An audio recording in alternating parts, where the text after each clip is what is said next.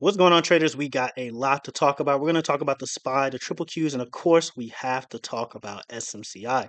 Before we start, like, subscribe, comment your thoughts below. Let's get into the video. So right now, we're looking at the SPY daily time frame, and so far, things are looking pretty good for the bulls. We closed above some very key levels, and our key levels were 589, 592, and 595. More importantly, 595. And so another thing we did today was close within this rising wedge. We failed to break below it. We attempted to break below it, but bulls stepped in as I expected. I expected these bulls here to step in, these bulls here, bulls here. I mean, there's a lot of bulls in this area, a lot of bullish wicks in this area. So I definitely expected them to step in between 589 and 592. And that's exactly what happened. And so the question is, are we going to bounce from here? I think it's very much possible we're going to bounce from here. And so your key levels is obviously 595. We closed above that. We obviously want to see that hold until market open. And then there's a good chance we can start heading back towards 598. Obviously, we want to see 598 hold or a break and retest of 598. And more importantly, you want to see us reclaim 600. You reclaim 600, guys, you're getting into this liquid territory and you can start heading back towards previous highs all the way towards we'll say between 608 and 610. Now, can we head towards all-time highs from here? I don't think it's possible. I mean, it's possible, obviously, but I'm not looking at that right now. Okay. So if I ever get the feeling that we're going to head towards all-time highs, I would definitely let you guys know. But for now, the focus is lower highs. All right. I think we're just going to make lower highs and then we're going to head back down from there. So you guys let me know what you think in the comments below. Do you think we're going to head towards all-time highs from here, or is it just simply a lower high?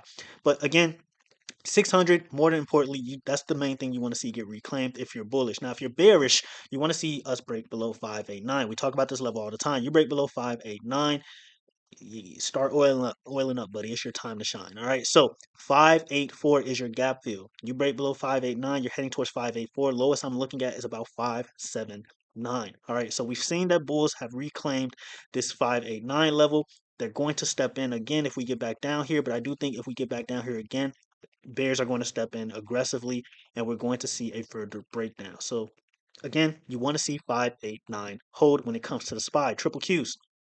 So triple Qs is not in a bad spot, but it's not in a great spot either. All right. So you wanted to see 515 get reclaimed. But on the bright side, bulls did hold 510. They stood 10 toes down on 510. We talked about this level before. I mean, but as you guys can see, I mean, bulls are extremely present in this area. I mean, bulls here, you got bullish candles here, bullish candles here, bullish candles, a lot of bullish wicks in this area. So it doesn't come as a surprise that bulls stepped in within this area. But regardless, you want to see us get above 515. Right now, after hours, we're a little bit off. We're at 514.95, but we got to respect the levels. We got to take the levels seriously. We want to see us get above 515, 515.5, give or take, and then we can start talking about a move back towards the upside. Another move we want to see, or at least I want to see happen, is a reclaim of this rising wedge pattern. So we want to see us break above 523 on the triple Qs, and then chances are we're going to be in this liquid territory, and we can head as high as 533 before making a lower high all over again. I mean, it goes without saying, guys, that at some point, regardless of how you feel, whether you're bearish or bullish, the triple Qs on the SPY has to make a lower high. Like it has to. Either we make a lower high here or we just break towards all-time highs. But at some point, you have to make a lower high. I think that goes without saying. So if you're new to trading, you always want to look for those lower high, higher lows, depending on the direction, before marrying or FOMOing in and just chasing a move like this. All right, you're basically chasing this move. If you got into puts right here, that's insane. If you got into puts right here, yeah, you're crazy. All right, good luck. You might as well just get those divorce papers ready and let your wife know that you just failed at life miserably. That's terrible. That's terrible. So, yeah, if you got puts here after this, yeah, welcome to the Diddy party, buddy. You're cooked. All right, but other than that, that's what I'm looking at for the triple Qs when it comes to upside. Downside 510. 510. I mean, as you guys can see, bulls are very much present in this area. So you break below 510, you're heading towards 505, 506, give or take. You break below that, you're looking at a move towards 503. You want to see 503 hold. You break below 503, chances are at that point, you're heading towards this gap fill all the way at 492 on the triple Q. So you want to see that hold. We're far off from that. We're not near that yet. But considering how this market has been, it's very much possible that we can head there. Do I think we're going to head there from here? I don't think so, unless Nvidia earnings comes in like absolutely and crazy. But I don't think Nvidia earnings is going to have that huge of an effect on the market. I think it's just being overhyped right now to the point that it's just kind of like anticlimactic, or it's going to end up being anticlimactic, and then maybe like the day after we get some type of news, and then from there something happens. But yeah, that's my thoughts on it. But this is the move I'm kind of expecting for the triple Qs and even the SPY, just a lower high. Can we make all-time highs again from here? Yes, but am I looking at that right now? No. Okay, so we'll talk about that if that ever comes to mind. And so we're gonna look at the VIX, and then of course we got to talk about SMCI. So the VIX. So interesting enough, today in the Discord we got an alert that institutions are loading up 17 puts for the VIX. So let's go to that alert. Let me see if I can find that alert. And so they loaded up, yeah, here it is. So they loaded up VIX puts for the 17 strike expiration March 18th with a premium of 825K. And I've been saying this in the Discord all day that I do think the VIX is going to reject that $22 range. I talked about this in the last video. I think the VIX is going to head as high as 22. I was a little bit off. It went as high as about 21.68. So it is what it is. You're never going to get the perfect target. But yeah, when it comes to the VIX, I do think you're going to see a pretty much a rejection back towards the downside from here. And lowest we could be looking at is a move towards 16.517, somewhere around that range. You're pretty illiquid below these guys right here. So if you break below 17.5, 17.4, give or take, you're getting a liquid all the way towards 16 all over again. So that's what I'm looking at for the VIX, especially considering that institutions loaded up puts. Do I think this move is going to like last forever? Absolutely not. I do think we're going to bounce eventually on the VIX, and we have to mitigate this area all the way up here, right? I talk about this all the time. This extremely illiquid area all the way towards 25 is going to get mitigated, guys. It's just a matter of when. I don't know when. I'm guessing March because that's where I'm seeing a lot of the puts on the options chain coming in. So yeah, that's my best guess is March is when this is going to get start playing out. So you guys let me know in the comments below. But yeah, I think the VIX is going to head further down from here. Lowest again between 17.5. Lowest we're looking at is about 16. So that's what I'm looking at for the VIX. And so of course, of course, we got to talk about SMCI. I mean, I gave you guys the keys to the city. I let you guys know that institutions in our last video, institutions are loading up 60 calls for SMCI. And this just goes to show, okay, this just goes to show, and I say this all the time. I tell Discord members this all the time. Institutions get news before everybody. This is why I don't trade news, okay? Because a lot of the news that we get as retail traders is late. It comes out late. We get it late, all right? News is very manipulated when it comes to the market. And the longer you're in the game, the longer you start to the more the more likely you start to realize this, right? Why would institutions load up 60 calls before the actual filing for SMCI? I mean, let's do the math. I mean, let's really think about that, right? Like, why would they load up calls? Why would they load such a crazy strike? I mean, we went as low as $44, right, on SMCI. We hit support, we hit this trend. I mean, it was double support. This would have been a beautiful entry, right? But why would institutions load up 60 and even 70 calls from here? I mean, really think about it. And this just goes to show that institutions get a lot of information before we do. And why shouldn't they? They're millionaires, they're billionaires. They can buy what they want, right? So I think that's very interesting. So when a lot of you say things like, "Oh, this is hedging and that is hedging," I don't know, because when you think about things like hedging and institutions, sure, do they hedge? Absolutely, of course they hedge, but do they get news before us? Yes. So why would they trade certain things without the actual news, right? So in reality, us as retail traders, we're just cheerleaders. We're just hoping that institutions trade in our favor, right? We really don't have a say in the market. We have a say, but we have very little say in comparison to institutions.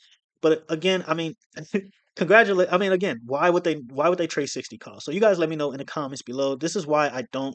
I think news is just a bunch of FUD when it comes to retail traders, and we get a lot of news late. I mean, CPI, earnings leaks, all this stuff is leaked before we get it. So maybe I'm just being a super conspiracy theorist and I got like an aluminum foil cap on my head.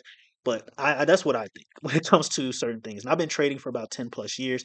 So again, you guys let me know in the comments below. But when it comes to SMCI, that was my little rant. Sorry. When it comes to SMCI, can it head higher from here? I mean, it's currently trading at 55.45 after hours. Congratulations to Discord members. We absolutely killed this play. Hopefully, I don't embarrass myself and this thing tanks before market open. But yeah, I think it's going to continue to head higher from here. I mean, it did its job at this point. So key levels you're looking out for is obviously 55. It's currently above 55. And then from there, you're looking at a move towards 60, 62. No, well, not 62, 63. You get above 63. So obviously you want to see some type of break and retest from here. So you'll want to see a move like this. You break, retest, and then you can start heading towards this liquid area all the way towards this gap fill at around $90. Okay, so SMCI has the potential to go crazy from here, guys. I mean, especially if you're considering the projected move for this falling channel. So let's actually do the projected move for this. So all you do is you get whatever measuring tool you like, you bring it to the breaking point or the original breaking point of the stock or the pattern, and then you're looking at a move towards 98. We'll just say 100. So I think it's possible from here. I think SMCI is due. You guys let me know in the comments below. What you don't want to see if you're bullish on SMCI is a break back below or break below $44. From there, you're looking at a move towards $38. You break below that, you're very illiquid towards the downside, all the way towards $30 mark. So, yeah, SMCI looking very good. Congratulations to you if you followed the last video, if you did your own due diligence, you did your own research, you did your own confirmations, and you traded those 60 calls we were talking about in the last video. Bitcoin. And then, of course, we got to talk about Nvidia, and then we're going to talk about Tesla. Bitcoin, 88K.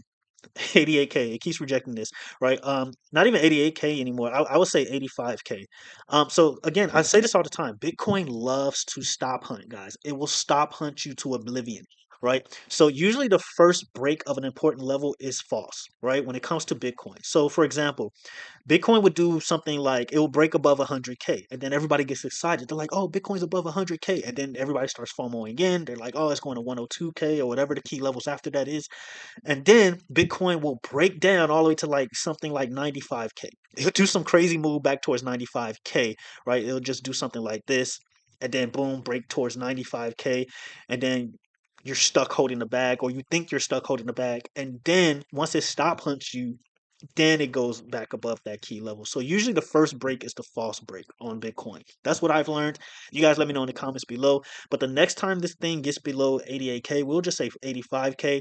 Yeah, yeah, pack your bags, okay? Pack your bags. Get ready to sell the house, all right? Sell the house. You might even have to sell your children at this point because it's going to get bad, especially if you have calls on Bitcoin. If you're trading the upside when Bitcoin breaks back below this area right here, you might as well just oil yourself up because you're going to the Diddy party and you just got to take whatever's coming to you, all right? What's going to happen? I don't know. That's something you're into, clearly, because if you buy calls right here, you're definitely into stuff like that. You're a sick guy. All right. So that's what I have when it comes to Bitcoin. This thing breaks back below 88K. It can get ugly all over again. I keep saying 88K. 88K is important, but since institutions just pretty much claim the level right here at 85K, new levels are formed all the time. 85K, if it breaks below 85K, you're very illiquid. And I do think this is going to happen. I think this move is going to happen towards the low 70K. It's just a matter of when. From here, Bitcoin, I think, is going to pretty much liquidate this area all the way towards 95, 96K, and then we'll have to see what happens from there. So that's what I got for Bitcoin. As far as upside goes, I mean, until it gets above 100K, I got nothing for you guys. I just don't. Okay, I just have nothing for you. All right, so next stock we got to look at is, let's look at Nvidia. I'm kind of tired of looking at Nvidia. I'm not gonna lie to you guys because I just want earnings to be over with because it's kind of annoying how the market trades when it comes to this thing. Um, I'm leaning towards this being overhyped at this point. I think Nvidia is going to make a move.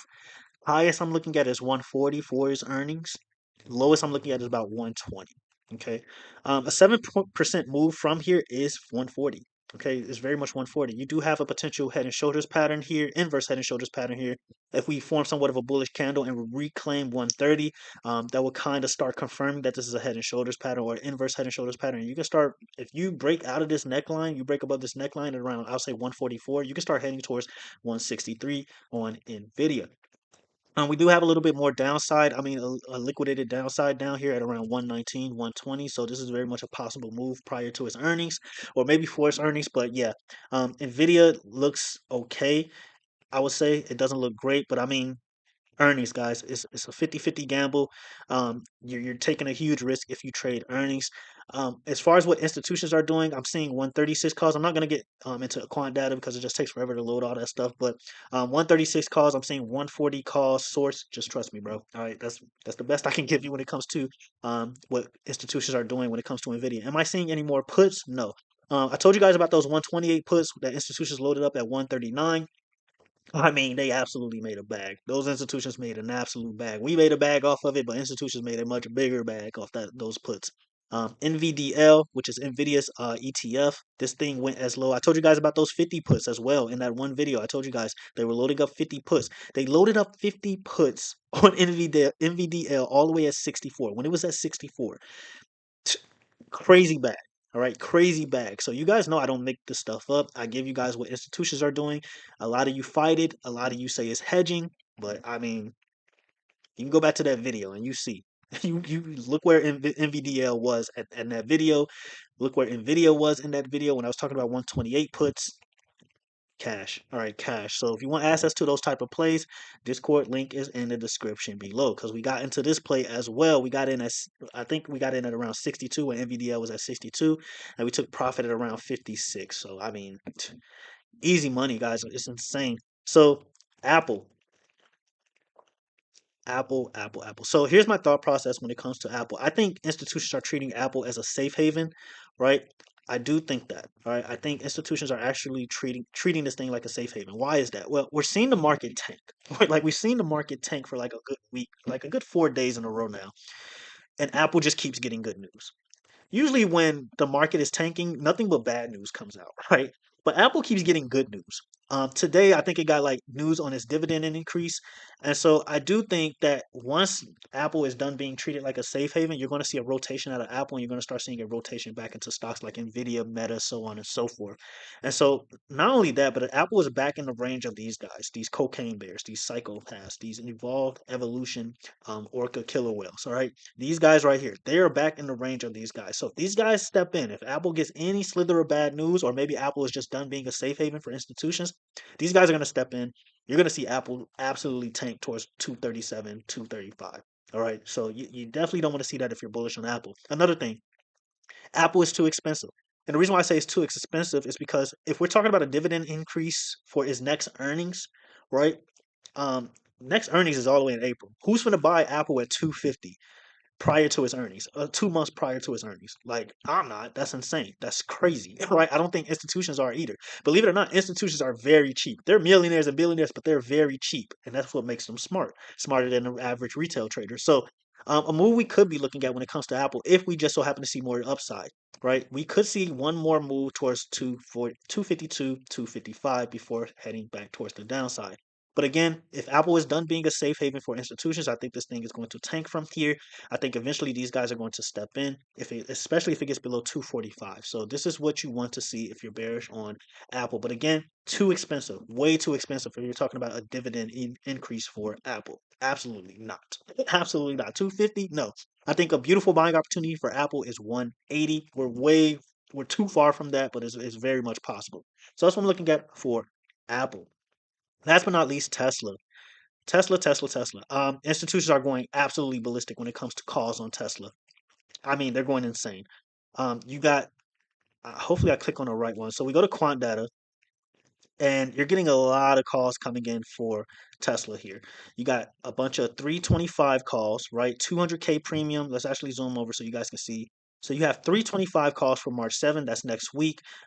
They were loaded up at 302.23. Tesla is currently at 304 after hours, so these will be in profit somewhat if you're excluding time decay.